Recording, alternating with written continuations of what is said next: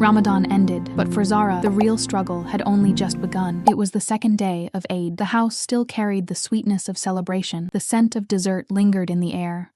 Gift bags were still sitting in the corners of the ta. Her henna had deepened overnight into a rich, dark brown. Her new dress still hung neatly on the wardrobe handle. The family group chat was still overflowing with Eid Mubarak messages. Everything looked beautiful. Everything sounded beautiful, but inside Zara's chest, something felt painfully empty. She stood by the window in silence, watching the late afternoon light spill across the street. Children were running outside. Relatives were still visiting. Voices floated through the hallway. Someone in the kitchen was laughing. And yet, all Zara could think was, why does my heart feel so far away already? Just days ago, her nights had been different. She had woken up before dawn with sleepy eyes and a full heart. She had stood in prayer when the world was silent. She had whispered du'as no one heard except Allah. She had read Quran with tears she didn't expect. She had broken her fast with gratitude that felt almost too deep to explain. This Ramadan had changed her, not because she became perfect, but because for the first time in a long time, she felt alive inside. She felt close to Allah. She felt like the version of herself she had been searching for. And now, Ramadan was over.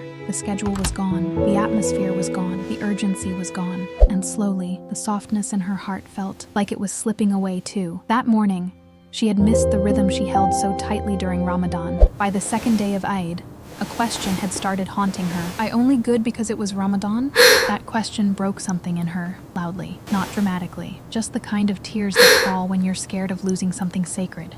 She wiped her face. Quickly, when she heard the door creak open, her grandmother entered slowly, a soft, calm presence, the kind of woman whose silence itself felt wise. She looked at Zara for a moment, not with judgment, not with surprise, just with the kind of gaze that says, I already know what your heart is carrying. Without asking too much, she sat beside her. Why are you so quiet today, my dear? She asked gently. Zara looked down. For a few seconds, she said nothing. Then finally, in a trembling voice, she whispered, Grandma, I feel like Ramadan left. And I stayed behind. Her grandmother's eyes softened. Zara continued, words spilling out now. I tried so hard this Ramadan. I prayed more. I made dua. I read Quran. I felt close to Allah. I felt clean inside. And now, it's only the second day of Eid, and I already feel myself slipping. What if I lose everything I built? What if I go back to the old me? What if I was only a Ramadan Muslim? The room went still. Her grandmother held her hand and smiled faintly. Then she said something Zara would never forget. Ramadan was never meant to be the finish line. It was the training ground. Shawwal is where sincerity begins to show. Zara looked up. Shawwal? Yes, her grandmother said. Most people celebrate Eid and think the season of worship is over, but the wise believer understands something deeper. Ramadan teaches you how to return to Allah, and Shawwal teaches you how to stay. That sentence hit Zara straight in the heart, because maybe, just maybe, the emptiness she felt wasn't a sign she had failed. Maybe it was a sign that she cared. Maybe the sadness after Ramadan wasn't proof of hypocrisy. Her grandmother continued. Many people know the beauty of Ramadan, but fewer people understand the gift that comes right after it. Zara leaned in, listening carefully. Shawwal is not just the month after Ramadan, her grandmother said. It is a month of consistency, a month of sincerity, a month that reveals whether your worship was only seasonal or whether your heart truly wants Allah. Zara swallowed hard, because that was exactly what she feared. Her grandmother gently adjusted the edge of Zara's scarf and said softly, there is a beautiful gift in this month, a mercy many people ignore. The 6 fasts of Shawwal? Zara asked. Her grandmother smiled. Yes, the Prophet taught that whoever fasts Ramadan and then follows it with 6 days in Shawwal receives reward like fasting the entire year. Zara looked up in surprise. The entire year? Yes, her grandmother said.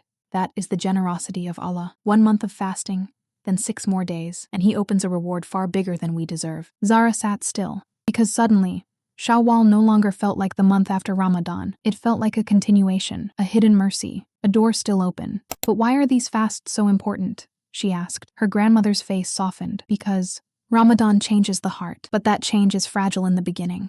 She continued. After Ramadan, the nafs gets louder. Old habits return. Laziness comes back. Screens take over. And the heart that felt alive can slowly drift. Zara looked down.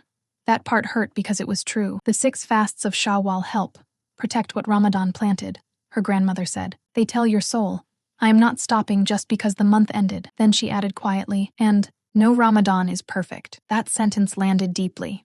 Maybe we wasted time. Maybe our focus dropped. Maybe our hearts were distracted. These fasts are a way of returning to Allah with humility, saying, My Lord, I know I am imperfect, but I still want to come closer. Zara's eyes filled. Not perfect, not worthy, but still wanting. And in worship. Sometimes wanting is where everything begins. When do we fast them? Zara asked. Not on Eid day, her grandmother replied. Eid is for celebration, but after that, during Shawwal, you can fast 6 days. You can do them together or spread them across the month. The point is not performance. The point is sincerity. Then Zara asked the question many women quietly carry. What if someone still has missed fasts from Ramadan? Her grandmother answered carefully, if someone owes missed Ramadan fasts, they should take that seriously and complete what they owe. Then they can try for the 6th of Shawwal. Obligations come first, and voluntary acts come with love. Zara felt relief, because this wasn't about guilt. It was about direction. Then her grandmother looked at her and said, and my dear, Shawwal is not only about 6 fasts. Zara frowned. It's not? No, she said. The fasts are a treasure, but Shawwal is also about proving to your own soul that Ramadan was not an event. It was a beginning. Then she spoke with quiet firmness. Protect your prayers. Stay connected to Quran, even if it's only a little. Keep your dhikr alive. Keep making dua. Then she lowered her voice. And guard your heart from quietly returning to what Ramadan helped you leave. That line sank deep, because spiritual decline rarely happens all at once. It happens slowly. That night, Zara wrote a simple plan. Pray all 5 prayers on time. Read a little Quran daily, keep daily dhikr. Fast 6 days in Shawwal. Protect what Ramadan gave me. But the next morning came, and she thought, maybe I'll start tomorrow. Then tomorrow became another day. Eid mood lingered. Family visits continued. Sleep became messy. Her phone stole more time than she wanted to admit. Then one afternoon, while scrolling, Zara noticed something strange. Ramadan reminders were gone. People had moved on. And suddenly, a thought hit her. Am I moving on from Allah too? She put her phone down immediately. That night in sujood, she whispered through tears, Ya Allah, don't let me be someone who loved you only in Ramadan. That was the turning point, not the notebook, not the plan. That dua. The next morning, Zara made her intention quietly. I am fasting today for you. And she kept her first Shawwal fast. That day felt different. Like a rope had been tied between her and Ramadan again. She read Quran after prayer. She made dua before iftar. And when she broke her fast, she felt something she had been missing since Eid morning. Relief. A few days later, she fasted again, then again. Some days were easy, some were difficult, but the beauty was not perfection. The beauty was that she kept showing up, and by the 6th fast, she understood something powerful. The real success of Ramadan is not how you finish the month. It's what remains in you after it ends.